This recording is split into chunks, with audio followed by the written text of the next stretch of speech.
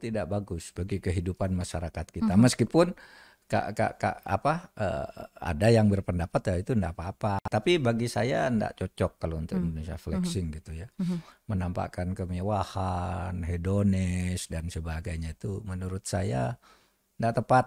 Nah, terkadang istri pejabat itu kadang-kala juga berlebihan kan, menggunakan suaminya untuk cari sesuatu yang tidak benar lalu hanya untuk flexing.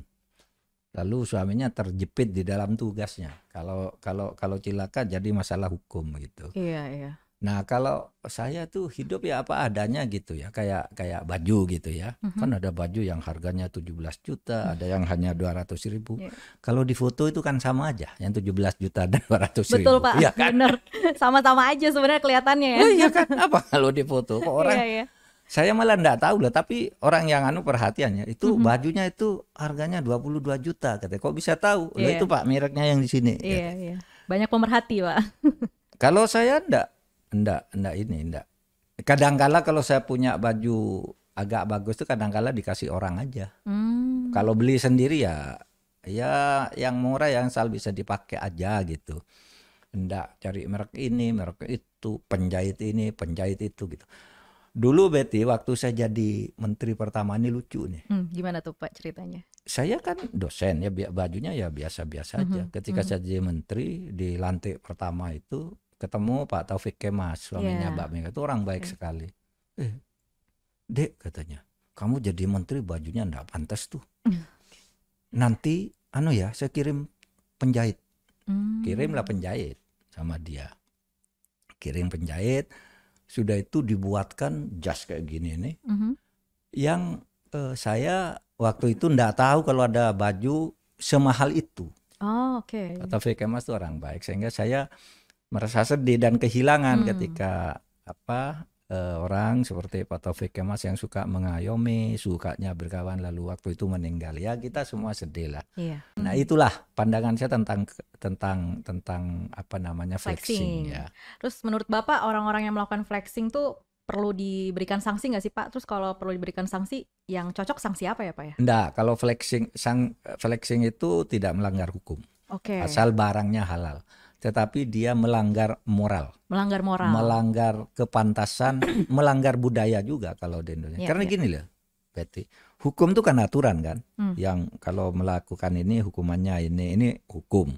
Tapi di atas hukum itu kan ada moral. Sebelum jadi hukum itu kan moral, agama, etik. Nah oleh sebab itu kalau orang hanya takut pada hukum itu biasanya ugal-ugalan. Kalau kamu mau tertib, ya takut pada hukum, takut pada moral juga. Artinya taat pada hukum, taat pada moral dan etik juga. Nah itulah Pancasila itu kan begitu. Betul. Pancasila itu bukan hanya hukum lah, itu nilai norma budaya, moral, etik dan sebagainya. Lalu ada hukum, ya kan. Nah kalau mau orang Indonesia baik, ya taati Pancasila itu bukan hanya hukumnya, tetapi nilai-nilai etik dan moralnya. Wah hebat tuh. Oh iya, berarti sebenarnya tidak melanggar hukum tapi itu melanggar norma dan melanggar moral norma hukum, moral, etika, agama gitu kan. Betul, kepantasan Pak, itu semua kan cara kita hidup secara baik. Betul Pak. Maka kadang-kala sekarang ini kalau orang korupsi itu, saya enggak melanggar hukum. Kenapa? Kan belum ketahuan. Jadi boleh asal nggak ketahuan gitu. Belum diadili. Iya. Misalkan ada pejabat korupsi gitu, terus hakimnya takut ngadilinya. Lalu dia bilang saya enggak salah. Kenapa? Oleh hakim saya diputus bebas katanya. Padahal hakimnya takut atau hakimnya disuap juga gitu. Nah, tapi kalau kita taat pada moral, taat pada agama, tidak akan melakukan itu. Sehingga Pancasila itu harus totally ya. Seluruh nilai-nilainya itu harus hidup pada diri kita ini. Kalau Anda berpancasila dengan baik, pasti akan beragama dengan baik, bermoral dengan baik, dan taat pada.